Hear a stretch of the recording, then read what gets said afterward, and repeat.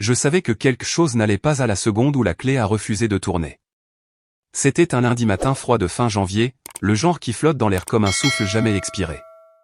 Je revenais tout juste de l'hôpital Saint-Joseph, toujours dans le même jean que je portais depuis 2 jours, toujours avec le même sac de voyage que j'avais préparé lorsqu'Ethan s'était effondré. Le bouquet dans ma main gauche aux des roses et des lys de ses collègues avait fané sur le siège arrière de ma voiture pendant la nuit. Mes yeux étaient gonflés, mes lèvres gerçaient à force de pleurer et de manque de sommeil. J'avais regardé mon mari mourir dans l'unité de soins cardiaques 12 heures plus tôt. Je n'étais pas prête à affronter le silence de notre maison, mais je n'étais pas non plus prête à ce que j'ai vu à la place. Je suis monté sur le porche et j'ai glissé ma clé dans la porte d'entrée. Elle s'est bloquée. Je l'ai retirée, j'ai réessayé. Rien. Mon cœur a fait un bond. J'ai vérifié le double, celui caché derrière la pierre détachée du porche. Toujours pas de chance. C'était comme si la serrure m'avait oublié, ou pire, rejeté. C'est alors que j'ai remarqué les rideaux. Ce lin blanc que j'avais ourlé moi-même avait disparu, remplacé par d'épais panneaux de velours à un imprimé floral criard que je n'avais jamais vu auparavant. Mon estomac s'est noué. J'ai regardé de plus près à travers la fente étroite entre le tissu et le mur, plissant les yeux contre l'éblouissement du matin. À l'intérieur, le salon était encombré de boîtes, des tours de carton là où il aurait dû y avoir un espace dégagé. Un coussin de velours rose reposait sur mon fauteuil de lecture, une tasse à thé fleurie sur la table basse. Et puis je l'ai vue, Diana, ma belle-mère, portant un cardigan bleu marine et un sourire qui a fait parcourir des frissons de glace le long de ma colonne vertébrale. Elle sirotait du thé au Montéo dans la porcelaine de mariage qu'Ethan et moi avions économisé pendant 3 ans pour acheter. En face d'elle, jetant nonchalamment des couvertures dans un panier, se trouvait Jocelyne, la jeune sœur d'Ethan. Elle riait, s'installait comme si je n'existais pas, comme si Ethan n'était pas mort la nuit précédente. J'ai frappé. Pas de réponse. J'ai frappé à nouveau, plus fort cette fois, les poings tremblants, la gorge nouée. Après ce qui m'a semblé une éternité, la porte s'est entr'ouverte. La silhouette de Diana a rempli l'encadrement, composée et calme, les bras croisés fermement sur sa poitrine comme si elle s'était préparée à ce moment depuis des années. « Rachel » a-t-elle dit en inclinant la tête. « Je ne t'attendais pas si tôt. Que se passe-t-il? Pourquoi je ne peux pas ouvrir la porte ?» Ma voix tremblait. Elle s'est appuyée contre l'encadrement de la porte, parfaitement posée. « Parce que, ma chère, tu n'habites plus ici. » Ma bouche s'est ouverte, mais aucun son n'en est sorti. Je l'ai regardée, clignant des yeux, sûr d'avoir mal entendu. « Excusez-moi. » Le sourire de Diana n'a pas vacillé. « Ethan a payé pour cette maison, mon fils, pas toi. Il n'y avait pas de contrat prénuptial, pas d'enfant, et aucune contribution réelle de ta part. Il est temps que cette maison revienne à sa vraie famille. » Pendant un instant, j'ai pensé que le froid que je ressentais provenait du temps, mais ce n'était pas le cas. Il provenait d'elle. « Je suis sa femme », ai-je murmuré. Nous avons acheté cette maison ensemble. J'ai refinancé l'hypothèque lorsque son entreprise a fait faillite. « Oh, s'il te plaît », m'a-t-elle coupé, agitant la main avec dédain. « Tu jouais à la maison pendant qu'il travaillait. Maintenant qu'il est parti, ton bail est terminé. » Derrière elle, Jocelyne est apparue avec 2 de mes plats de service à la main. « Tu as laissé la porte latérale déverrouillée quand tu es allé à l'hôpital », a-t-elle dit avec un sourire narquois. « On s'est dit que ça ne te dérangerait pas. » J'ai senti mes genoux fléchir. J'ai ri, non pas par amusement, mais par le genre d'incrédulité creuse et stupéfaite qui jaillit lorsque la réalité se brise trop brutalement pour être supportable. Qu'est-ce qui est si drôle? Diana a plissé les yeux. Je me suis stabilisé, j'ai essuyé une larme dont je n'étais même plus sûr qu'elle provenait de la tristesse. Vous déballez des oreillers et vous versez du thé dans une maison que vous pensez vous appartenir, ai-je dit lentement, mais vous n'avez aucune idée de ce dans quoi vous venez de mettre les pieds. Le sourire sur le visage de Diana a vacillé, juste une seconde. C'était la seule fissure dont j'avais besoin. Je me suis retourné et je suis retourné à ma voiture.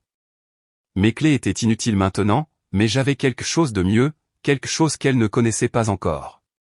Et quand j'aurai terminé, Diana souhaiterait n'avoir jamais touché une seule tasse dans ma cuisine. 2 ans plus tôt, presque jour pour jour, j'étais assise au bord de notre porche, ce même porche, regardant Ethan se passer les mains dans les cheveux de frustration. C'était en janvier aussi, juste plus froid, plus sombre. Sa start-up s'était effondrée la semaine précédente. La banque avait gelé ses comptes professionnels. Son pointage de crédit s'était effondré. Je me souviens de la façon dont il ne pouvait pas me regarder directement quand il l'a dit, il pourrait prendre la maison, Rachel. Ce n'était pas un homme faible, mais ce jour-là, je l'ai vu se briser d'une manière que je n'avais jamais vue auparavant. C'était la même maison que Diana prétendait maintenant appartenir à la vraie famille. J'ai pris une décision le lendemain matin, tranquillement, sans un mot à Ethan. Je me suis habillé, je suis allé à la caisse populaire et j'ai commencé le processus de refinancement.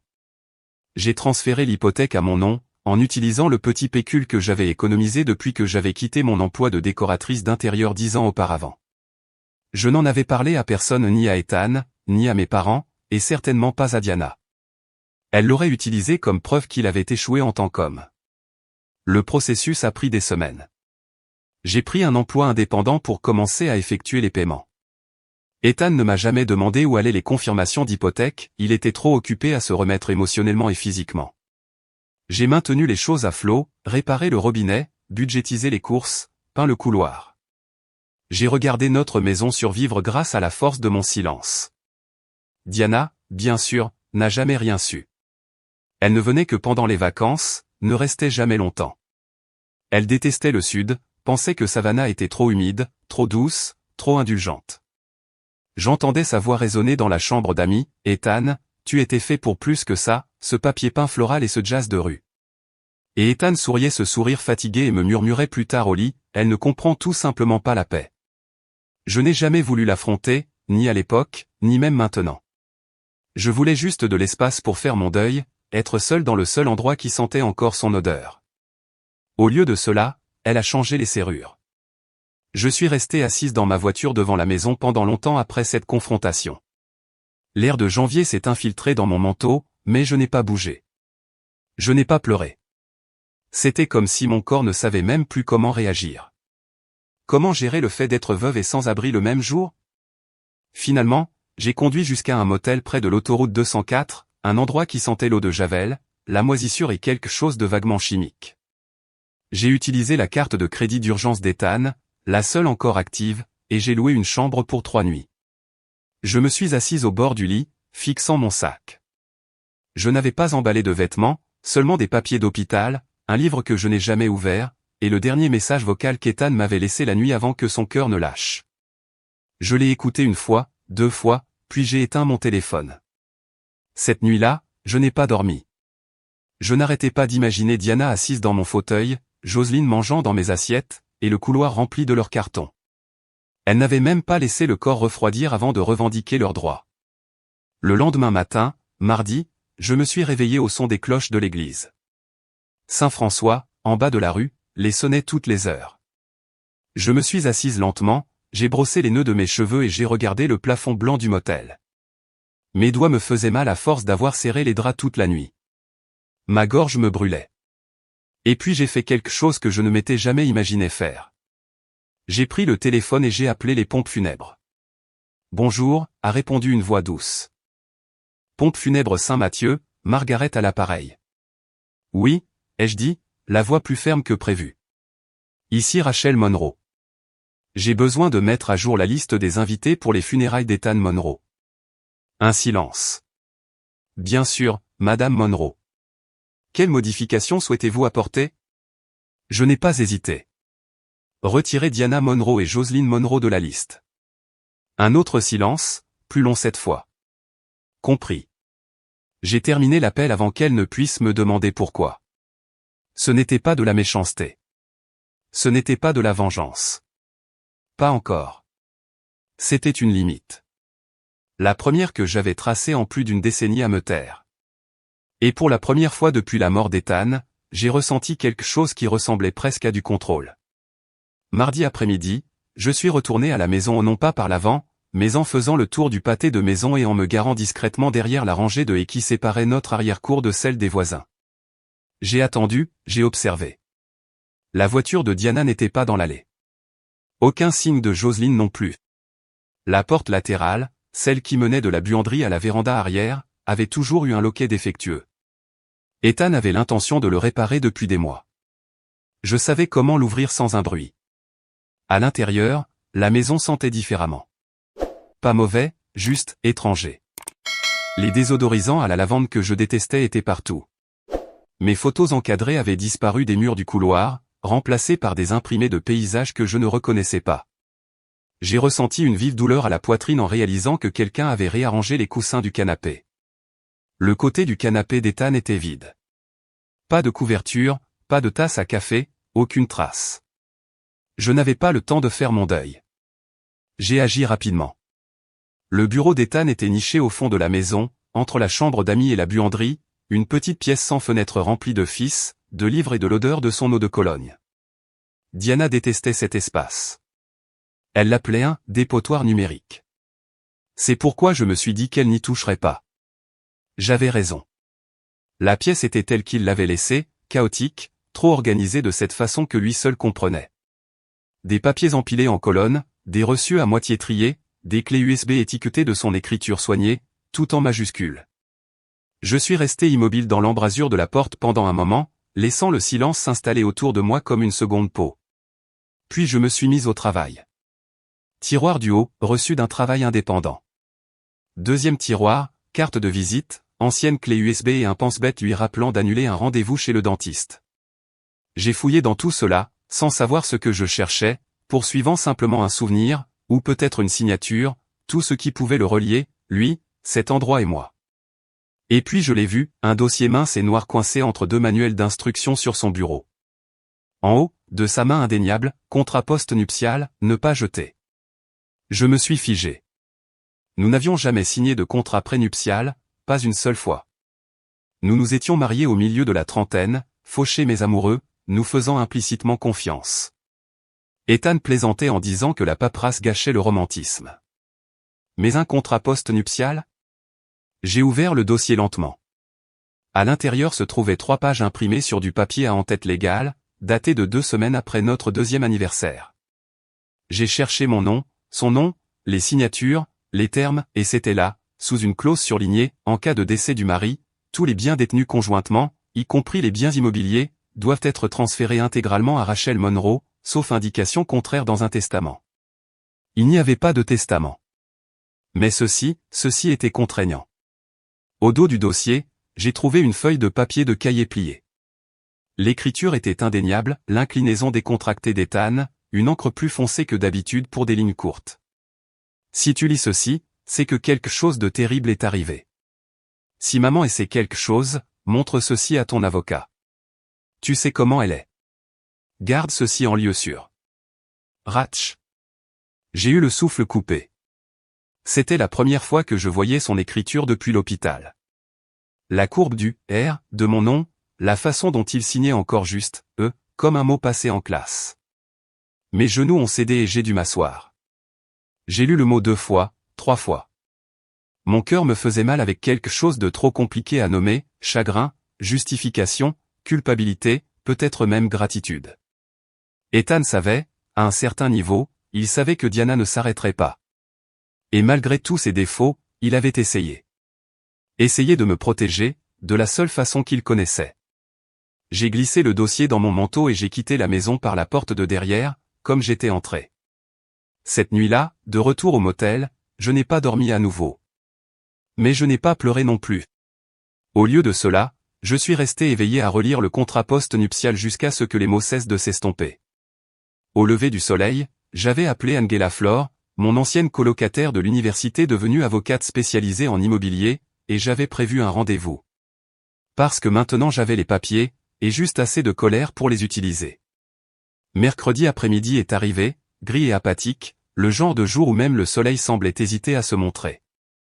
Je revenais tout juste de mon rendez-vous avec Angela qui, malgré le fait de ne pas m'avoir vu depuis des années, m'avait serré dans ses bras comme si le temps ne s'était pas écoulé. Elle ne m'a pas demandé comment j'allais, elle m'a juste regardé dans les yeux et a dit « Nous allons arranger ça ». J'étais à mi-chemin d'un bol de soupe instantanée dans la kitchenette du motel quand je l'ai entendu, le coup sec à la porte. 3 coups rapides, le genre de coup qui porte le droit. J'ai ouvert le rideau juste assez pour voir la silhouette de Diana debout à l'extérieur, vêtue de noir comme si elle était sortie tout droit d'un feuilleton télévisé. À côté d'elle se trouvait un homme en costume gris, à la mâchoire carrée, une tablette à la main, l'alliance scintillante, un avocat. Je n'ai pas ouvert la porte. Au lieu de cela, je suis sorti, manteau zippé jusqu'au menton, dossier à la main. J'ai fermé la porte du motel derrière moi et les ai rejoints sur le parking, où le vent fouettait l'écharpe de Diana sur le côté. « Rachel », dit-elle en souriant finement. « Voici maître Langlais, l'avocat de ma famille. Nous sommes ici pour discuter des prochaines étapes concernant la maison. » Prochaines étapes, ai-je répété, la voix égale. Diana a hoché la tête comme s'il s'agissait d'une négociation immobilière entre parties civiles et non d'une intrusion à domicile mise en scène pendant une semaine de funérailles. Puisqu'Ethan n'a laissé aucun testament, sa succession, y compris la maison, est sujette à partage entre les plus proches parents. En tant que mère et sœur, nous avons des droits légaux. Je suis sa femme, ai-je dit, la seule épouse légale. Maître Langlais s'est éclairci la gorge, déjà mal à l'aise. Ce que Madame Monroe veut dire, c'est que sans directive testamentaire claire, le droit successoral autorise certaines. Je suis si heureuse que vous soyez tous les deux ici, ai-je interrompu, calme mais ferme. Cela m'évite un déplacement à votre bureau. J'ai levé le dossier noir. Le sourire de Diana a vacillé. Ceci est un contrat post-nuptial notarié, ai-je dit. Signé il y a 3 ans, 2 témoins, papier à en tête légale. Il me transfère tous les biens partagés, à moi, l'épouse, en cas de décès d'Ethan. J'ai laissé le silence s'installer. Maître Langlais a tendu la main. Puis-je voir ce document? Non, ai-je dit rapidement, retirant le dossier. Vous en recevrez une copie par les voies officielles. J'ai déjà retenu les services d'un avocat. L'expression de Diana s'est fissurée, légèrement. Tu bluffes, a-t-elle sifflé. Est-ce que je bluffe, ai-je demandé en reculant vers la porte de mon motel. Parce que si je bluffe, vous devriez vous sentir suffisamment en confiance pour retourner à votre voiture et célébrer. Mais si je ne bluffe pas, alors vous avez commis une intrusion, une entrée illégale, et vous avez manipulé des biens qui ne vous appartiennent pas. Maître Langlais s'est éloigné d'elle, subtilement. Tu ne gagneras pas cette fois, a déclaré Diana, la voix plus basse maintenant, le venin à peine dissimulé. Tu n'as jamais fait partie de notre famille. Tu nous as volé notre fils. J'ai incliné la tête. Ce n'était pas un trophée, ai-je répondu. C'était un homme. Et je ne l'ai pas volé. Vous l'avez repoussé dès l'instant où il a cessé de vivre selon votre scénario. Je n'ai pas attendu sa réponse. Je me suis retourné et je suis entré, verrouillant la porte derrière moi. De la fenêtre, je les ai regardés se tenir en silence pendant quelques secondes avant que Diana ne se retourne et ne monte sur le siège passager comme une reine en retraite. L'avocat a suivi, gêné et troublé. Ils n'ont plus frappé. Cette nuit-là, assise au bord du lit du motel, j'ai rouvert la lettre d'Ethan. J'ai passé mes doigts sur l'encre, me demandant s'il avait jamais imaginé à quel point elle viendrait vite me chercher, à quel point elle serait sans vergogne. Peut-être qu'il l'avait imaginé. Peut-être que c'est pour ça qu'il l'a écrite. Je n'ai pas beaucoup dormi. L'adrénaline rendait le repos impossible. Mes mains continuaient de trembler. Ma respiration venait par à-coups superficiels. Mais quelque chose en moi avait changé. Je ne réagissais plus seulement. Je me préparais. Et le prochain mouvement serait le mien. Vendredi matin, la chambre du motel donnait l'impression d'avoir absorbé mon chagrin. L'air était épais de marques de café humide et d'enveloppes non ouvertes. J'étais assise à la petite table pliante, essayant de me concentrer à nouveau sur l'organisation des funérailles aux musiques, éloges funèbres, plan de table lorsque j'ai remarqué l'enveloppe. Pas de timbre, pas d'adresse de retour, juste glissée sous la porte pendant la nuit. Je l'ai regardée fixement pendant un long moment avant de la ramasser. À l'intérieur se trouvait un document soigneusement dactylographié du tribunal des successions du comté de Cadam. Le papier à en-tête était impeccable, l'encre fraîche. Mon nom était imprimé en gras près du haut, Rachel Monroe, intimé. Mon pouls a bondi. Astérisque à qui de droit. Ce tribunal a reçu une requête officielle déposée par Madame Diana Monroe, mère de feu Ethan Monroe, contestant la validité du transfert de propriété et du contrat post-nuptial daté du 5 juin, il y a 3 ans. La requérante allègue qu'une influence indue, une détresse mentale et une coercition pourraient avoir eu une incidence sur les décisions de Monsieur Monroe dans les mois précédant son décès. Astérisque. J'ai arrêté de lire. Elle m'accusait de l'avoir manipulé, de l'avoir contrôlé pendant qu'il était faible, d'avoir exploité l'homme que j'aimais pour voler sa maison. J'ai laissé tomber la lettre sur la table comme si elle me brûlait la peau. La rage qui m'a envahi était lente et chaude, comme de la mélasse sur une flamme. Pas explosive, pas même bruyante, juste régulière, juste définitive. J'ai pris mon téléphone et j'ai appelé Angela. Je me doutais que tu appellerais, a-t-elle dit avant que je ne puisse dire quoi que ce soit. Elle dit que je l'ai forcé, ai-je dit d'un ton neutre. Que je l'ai forcé à signer le contrat post-nuptial. La voix d'Angela était calme, trop calme. Ce n'est pas nouveau. C'est ce que les gens font lorsqu'ils n'ont pas de base légale. Ils jettent de la boue et espèrent que quelque chose va coller. Elle veut tout prendre, ai-je murmuré. Pas seulement la maison. Elle veut réécrire qui il était, qui nous étions. Elle veut le contrôle, a corrigé Angela. Ce n'est pas une question d'argent, Rachel. Ça ne l'a jamais été. J'ai regardé fixement le coin du plafond, sentant l'air froid du motel s'enrouler autour de mes chevilles. Je veux me battre contre elle, ai-je dit. Pas seulement l'arrêter. Je veux la détruire. Angela s'est arrêtée. Puis son ton a changé, de l'acier sous du velours. Bien. Mais nous le faisons intelligemment. Tu ne lui parles pas. Tu ne réponds pas. Tu me laisses construire ça comme un mur, brique par brique. Nous avons raccroché. J'ai regardé fixement la lettre du tribunal pendant un long moment, puis je l'ai pliée, je l'ai glissée dans l'enveloppe et je l'ai rangée dans ma valise. Cet après-midi-là, j'ai reçu un SMS d'un numéro que je n'avais pas vu depuis plus d'un an, James Harding, l'ancien partenaire commercial d'Ethan. Salut Rachel. Je ne veux pas m'impliquer, mais Diana m'a contacté. Elle a posé des questions sur l'état mental d'Ethan au cours des derniers mois, voulait savoir si j'avais des emails, des documents médicaux, quoi que ce soit sur la confusion ou les oublis. Je n'ai rien dit, mais elle a mentionné cette réunion d'investisseurs, tu te souviens? Il est revenu assez perturbé.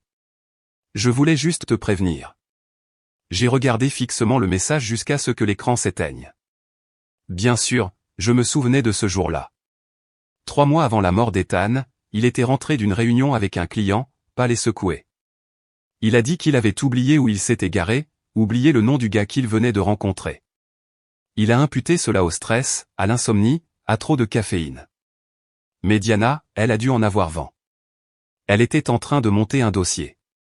Si elle pouvait convaincre le tribunal qu'Ethan n'était pas sain d'esprit, même si tout était circonstanciel, elle pouvait tout défaire.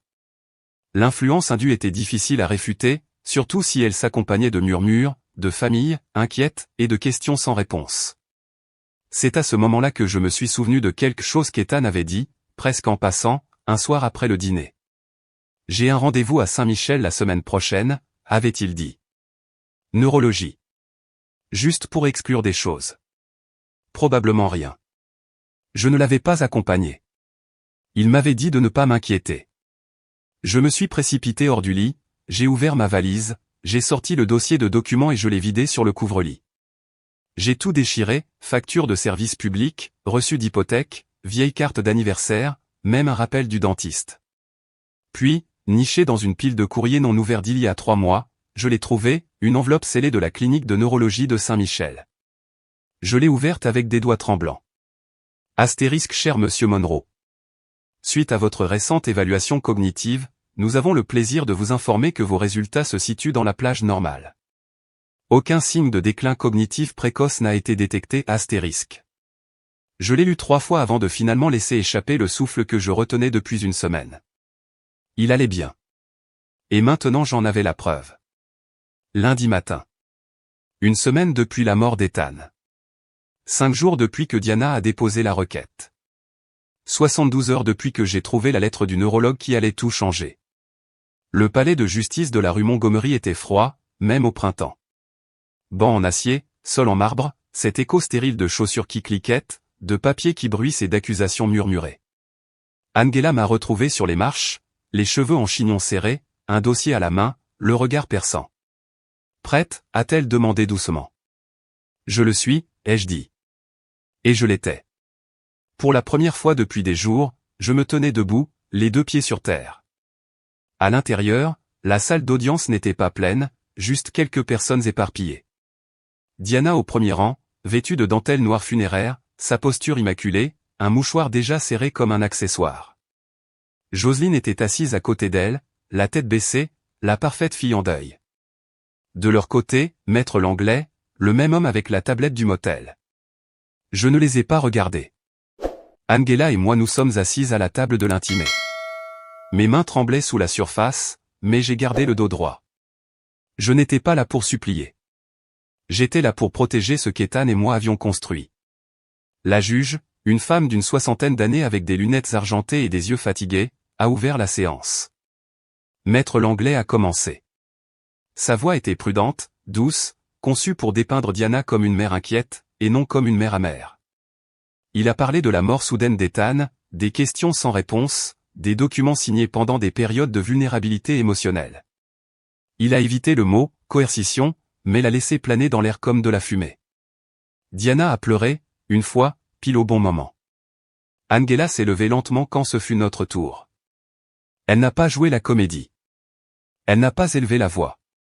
Elle a simplement énoncé les faits comme des cartes dans une partie de poker, le contrat post-nuptial notarié, l'acte de propriété de la maison à mon nom, les versements hypothécaires effectués exclusivement à partir de mon compte. Et enfin, la lettre de la clinique de neurologie Saint-Michel, signée, datée, scellée. Angela a remis la copie à la juge et a prononcé une phrase qui a fait taire toute la salle, ceci est daté de 3 mois avant le décès de Monsieur Monroe et confirme sa pleine capacité mentale. Maître Langlais a bégayé, a essayé de changer de tactique. Malgré cela, votre honneur, nous devons tenir compte de la dynamique émotionnelle. Avez-vous des documents, a demandé la juge d'un ton neutre. Des dossiers médicaux? Le témoignage d'un médecin agréé? Une quelconque preuve d'une capacité diminuée? Il a hésité. Non, votre honneur. Alors je ne vois aucun motif, a déclaré la juge, déjà en train d'écrire. Le contrat post-nuptial est juridiquement contraignant. L'acte est au nom de Madame Monroe. Cette maison lui appartient légalement. Affaire classée. Juste comme ça, le marteau est tombé comme le tonnerre à mes oreilles. Je n'ai pas applaudi. Je n'ai pas souri. J'ai juste expiré, longuement, lentement et silencieusement. Le genre de souffle que vous ne réalisez pas que vous retenez jusqu'à ce que vous le laissiez enfin partir. À l'extérieur du palais de justice, le ciel était d'un bleu profond. Les oiseaux gazouillaient dans les chênes comme si de rien n'était. Je ne m'attendais pas à ce qu'elle me suive, mais elle l'a fait. Diana m'a rattrapé sur les marches du palais de justice, ses talons cliquetant comme des coups de feu sur la pierre. Tu as peut-être gagné la maison, a-t-elle dit, la voix comme du verre, mais tu ne m'effaceras jamais. Je suis sa mère. Je me suis retourné lentement. Tu t'es déjà effacé toi-même, ai-je dit. Elle a cligné des yeux. Quoi? Tu t'es effacé toi-même au moment où tu as essayé de réécrire qui il était. Au moment où tu es entré par effraction dans notre maison, où tu as volé ses affaires, où tu as menti sous serment. Ethan savait qui tu étais, Diana. C'est pour ça qu'il a écrit la lettre. C'est pour ça qu'il a signé le contrat post-nuptial. Son visage s'est fissuré, pas beaucoup, mais suffisamment. Je me suis penché. Et si tu t'approches à nouveau de moi, je n'aurai pas besoin d'une salle d'audience pour me protéger. J'ai déjà déposé une ordonnance restrictive. Elle a reculé. Tu ne peux pas m'empêcher d'assister aux funérailles de mon propre fils, a-t-elle sifflé. Je l'ai déjà fait, ai-je répondu, sans élever la voix. J'ai appelé les pompes funèbres le matin après que tu aies changé les serrures. Ton nom est retiré de la liste. Si tu te présentes, ils te feront sortir. Sa bouche s'est tordue. Petite, vindicative. Non, ai-je dit, la coupant. Je ne suis pas vindicative. Je suis libre. Et je me suis éloigné, la tête haute, sans me retourner une seule fois. La chapelle sentait le lys et le cirage au cèdre. C'était mardi, exactement une semaine après que le cœur d'Ethan ait lâché. Le service avait été prévu pour midi, mais à 11h15 les bancs se remplissaient déjà, amis, voisins, quelques anciens clients d'Ethan. Certains étaient venus d'Atlanta, d'autres de Charleston. Beaucoup ne nous avaient pas vus depuis des années. Je suis tellement désolé, murmurait-il en me serrant dans leurs bras. Il t'aimait tellement. Il parlait toujours de tes projets de jardin. Il disait que tu étais le seul calme qu'il ait jamais connu. J'ai hoché la tête, j'ai souri doucement, j'ai ravalé des mots que je ne pouvais pas me permettre de prononcer. Angela est arrivée juste avant 11h30 et s'est assise tranquillement près de l'avant, non pas en tant qu'avocate aujourd'hui, mais en tant qu'amie. Elle n'a rien dit. Elle n'en avait pas besoin. Les musiciens accordaient tranquillement leurs instruments dans le coin. Le pasteur se tenait près de l'autel, feuilletant des notes. L'urne reposait sur une petite table, enveloppée de velours bleu, la couleur préférée d'Ethan. Je l'avais choisie moi-même. Et puis je les ai vus. 2 silhouettes se glissant dans le banc arrière, à peine perceptibles si on ne regardait pas. Mais je regardais. Diana. Joselyne. Vêtue de noir, parfaitement coordonnée, cheveux attachés, voile subtil mais indéniable, vêtements de deuil, costume de théâtre, masque. Elle n'était pas sur la liste des invités. Je m'en étais assuré. Les pompes funèbres m'avaient assuré qu'elle serait arrêtée à la porte. Mais quelqu'un avait dû détourner le regard au mauvais moment, et maintenant elles étaient là, faisant semblant d'être à leur place. Je suis resté figé un instant, les regardant à travers la chapelle. J'ai eu le souffle coupé. Mon cœur battait la chamade, non pas de chagrin, mais de fureur. J'avais déjà enterré Ethan une fois. Je ne les laisserai pas le déterrer pour le spectacle. Angela s'est légèrement tournée vers moi.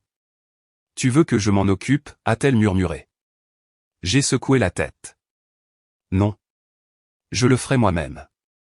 J'ai marché lentement dans l'allée, mes talons résonnant dans le silence soudain. Toutes les têtes se sont tournées. La musique s'est arrêtée.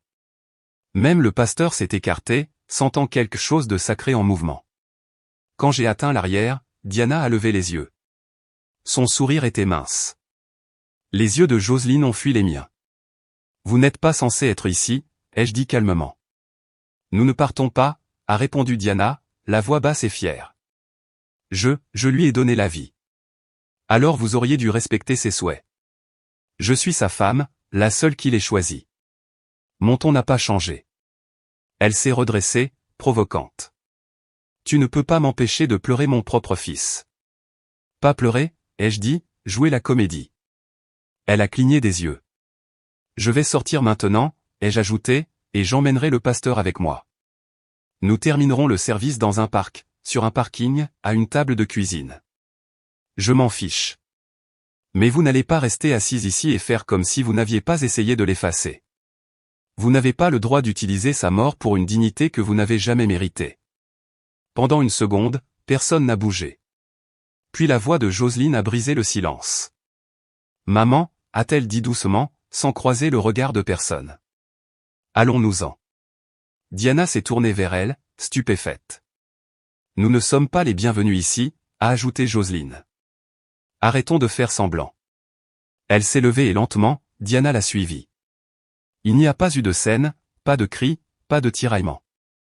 Juste le bruit de 2 paires de talons qui s'éloignent, et le léger clic de la porte de la chapelle qui se ferme derrière elle. Quand je me suis retourné vers l'autel, toute la salle a expiré. J'ai marché lentement vers l'avant. La musique a repris. Le pasteur a hoché la tête. Et, la main ferme, je me suis tenu devant l'urne d'Ethan et j'ai dit au revoir. Non pas entouré de menteurs, non pas interrompu par du venin, mais enveloppé de silence, de vérité et de l'amour des gens qui savaient réellement qui il était. Et pour la première fois depuis sa mort, j'ai ressenti la paix. Le lendemain des funérailles, la maison était silencieuse. Pas le genre de silence qui réconforte, mais le genre qui vous observe, qui attend que vous craquiez. Je me tenais à l'évier de la cuisine dans le vieux sweatshirt d'Ethan, les doigts enroulés autour d'une tasse ébréchée. Le café avait refroidi il y a 1 heure, mais je n'avais pas bougé. Dehors, par la fenêtre, le jardin était nu, juste de la terre retournée et les prémices de ce qui viendrait plus tard. Peut-être que si je pouvais continuer. Je me suis retourné lentement, m'attendant presque à voir Ethan assis à la table, fredonnant une chanson fausse, les jambes levées comme il le faisait toujours. Mais la chaise était vide. La tasse était la sienne. Le silence était le mien. J'avais survécu aux funérailles, survécu au tribunal, mais je n'avais pas cessé d'attendre que le couperet tombe. Alors quand j'ai regardé par la fenêtre et que j'ai vu la voiture de Diana garée de l'autre côté de la rue, je n'ai pas été surprise. Il était tôt, à peine 7 heures du matin. Le moteur était éteint. Les fenêtres étaient baissées à moitié. Un mince filet de fumée de cigarette flottait dans l'air. Elle était assise immobile, les mains posées sur le volant, regardant droit devant elle. Elle n'a pas frappé, ne s'est pas approchée, elle a juste regardé. Je n'ai pas bougé non plus. Je n'ai pas appelé Angela. Je n'ai pas pris de photos pour preuve. J'ai juste pris mon café, je suis sorti calmement sur le porche et je suis resté là, pieds nus, les cheveux défaits, ma tasse à la main. J'ai croisé son regard. Elle a jeté sa cigarette par la fenêtre. La voiture a démarré dans un grondement, puis elle est partie. Pas de menaces, pas de cris, pas de derniers mots. Juste partie. Mais je savais que ce n'était pas une capitulation. C'était une retraite. Un rappel. Sa façon de dire « j'existe encore ». Je suis rentré à l'intérieur, j'ai verrouillé la porte et j'ai expiré. Cette nuit-là, je n'ai pas dormi, non pas par peur, plus maintenant, mais à cause de quelque chose de plus calme, de plus lourd, comme si mon corps se préparait encore à l'impact même lorsque le danger était passé. Pendant 3 jours, elle n'est pas revenue. Je les ai passés à nettoyer, à trier les dossiers d'Ethan, à toucher chaque tiroir et chaque surface qu'il avait utilisé. Le processus était brutal. Chaque reçu était un souvenir, chaque stylo avec sa marque dedans une petite coupure à la poitrine. Le 3e après-midi, j'ai trouvé son vieux carnet de jardinage, celui qu'il remplissait de plans, de gribouillis, de rêves d'un espace dans la cour où les choses pourraient pousser sans jugement. Il avait dessiné des soucis, étiqueté chaque graine, même collé un paquet avec un mot, pour Ratch. Un jour, quand tu seras prête. Je n'étais pas prête. Mais je suis sorti quand même. J'ai creusé là où il avait marqué, retourné la terre à main nue, planté chaque graine, arrosé doucement, assise à côté d'elle pendant que le soleil se couchait. Et pendant un instant, j'ai oublié les procès, les accusations, le plan de table des funérailles. Je me suis souvenu de ses mains, de son rire, de son stupide chapeau de jardinage. Et quand je suis retourné à la porte d'entrée ce soir-là, j'ai trouvé l'enveloppe. Pas de timbre, pas d'écriture, juste 6 mots imprimés en caractères gras sur une feuille de papier ordinaire, cette maison sera toujours la mienne. J'ai regardé fixement pendant un long moment. Puis j'ai ri.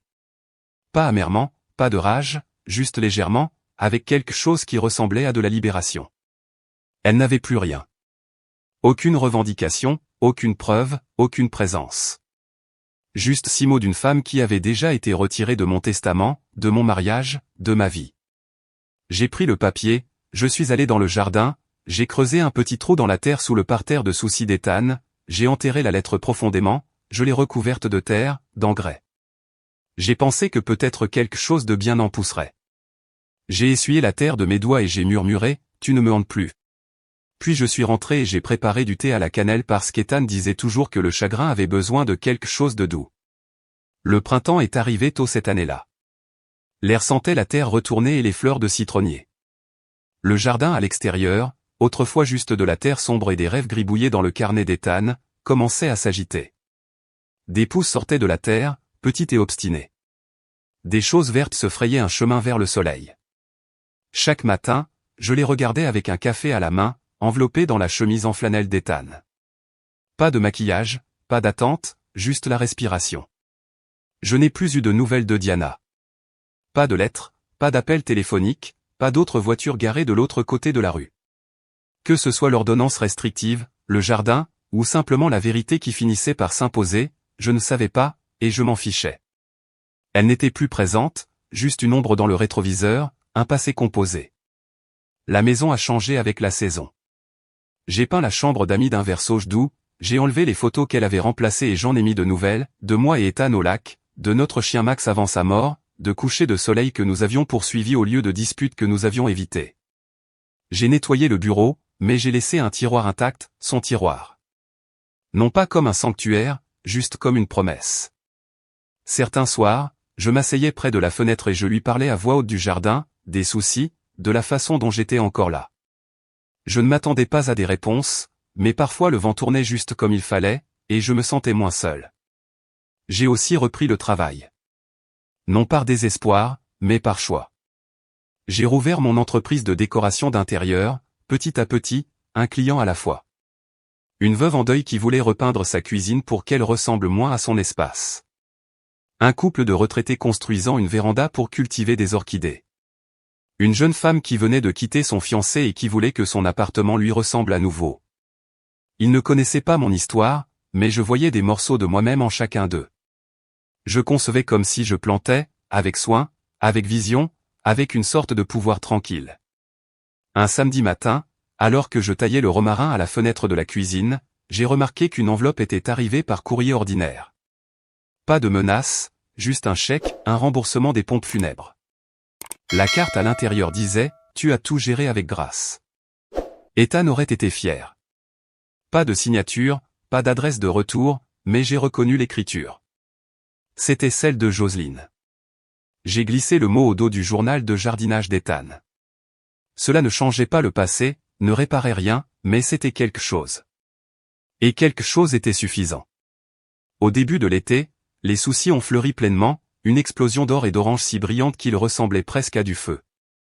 Je me suis assise à côté d'eux, pieds nus, de la terre sous les ongles, le soleil sur les joues, et j'ai murmuré la dernière chose que j'avais besoin de dire, je n'ai pas gagné parce que je t'ai pris quelque chose, Diana. J'ai gagné parce que j'ai refusé de te laisser me prendre. Le vent bruissait dans les feuilles. Les carillons du porche chantaient une douce chanson mélancolique. Et quelque part dans l'air, je pouvais presque entendre Ethan rire. On dit toujours que le chagrin s'estompe avec le temps. Ce n'est pas le cas. Il change. Il se transforme. Il s'adoucit sur les bords, peut-être, mais il ne disparaît jamais. Il se fond dans votre routine, dans le thé que vous préparez le matin, dans le silence entre les chansons à la radio, dans la façon dont votre main cherche encore quelqu'un qui n'est pas là. Ethan est parti. C'est la vérité.